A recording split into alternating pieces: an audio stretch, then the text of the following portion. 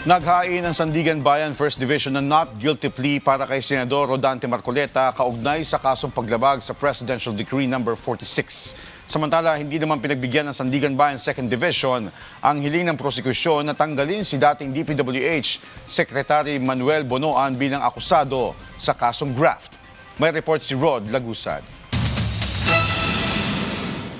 Ibinasura ng Sandigan Bayan 2nd Division ang hiling ng prosekusyon na alisin si dating DPWH Secretary Manuel Bonoan bilang akusado sa kasong graft. Layunin sana ng Office of the Ombudsman na gawing state witness si Bonoan sa mga kasong kaugnay ng flood control projects. Kapwa-akusado ni Bonoan sa kaso si Senator Jinggoy Estrada. Ayon sa korte, ang hindi pagsama kay Bonoan ay maglilimita sa mga depensang maaaring gamitin ni Estrada. Ayon sa resolusyon, hindi pa ito paghatol sa kahalagaan ng posibleng pagiging witness ni Bonoan o sa bigat na maaaring ang maging testimonya. May pagkakataon pa ring hilingin ng prosekusyon na ma-discharge si Bonoan bilang akusado upang maging state witness sa tamang bahagi ng proceedings kung matutugunan ng mga kinakailangang requirement para rito. Hindi naman natuloy ang arraignment ni Uswag Ilonggo Representative Jojo Ang sa Sandigan Bayan 2nd Division para sa dalawang counts ng graft kaugnay ng umano'y conflict of interest sa flood control projects. Kailangan mo nang resolbahin ang inihain ng kampo ni Ang na motion to quash o hiling na pagbasura sa kaso. Iginiit ng depensa na walang partikular na pinsalang nakasaad sa mga reklamo laban sa mambabatas. Sa kabuuan, 14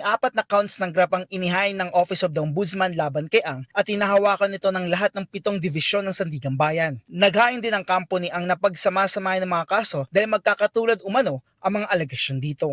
Samantala, ang Sandigan Bayan 1st Division ang naghain ng not guilty plea para kay Senator Rodante Marcoleta matapos itong hindi magpasok ng plea sa kasong paglabag sa Presidential Decree No. 46 o pagtanggap ng regalo ng isang public official. Ayon sa abogado ni Marcoleta na si Attorney Moises Tolentino Jr., may inihain na ring petisyon ng kanilang kampo sa Korte Suprema.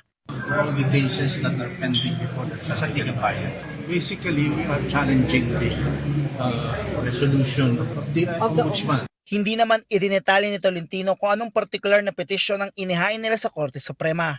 Samantala, naghain ng not guilty plea ang kapwa-akusado ni Marcoleta, ang negosyanteng si Aristotel Veray, sa kasong paglabag sa Presidential Decree No. 46. Kaugnay ang kaso sa umano'y 75 million pesos campaign donation na natanggap ni Marcoleta at hindi idineklara sa kanyang SAL-en o SOSE. Itinakda ng Sandigan Bayan 1st Division ang preliminary conference sa August 11 hanggang 13 habang ang pre-trial naman ay sa September 7. Rod Lagusad para sa Bayan.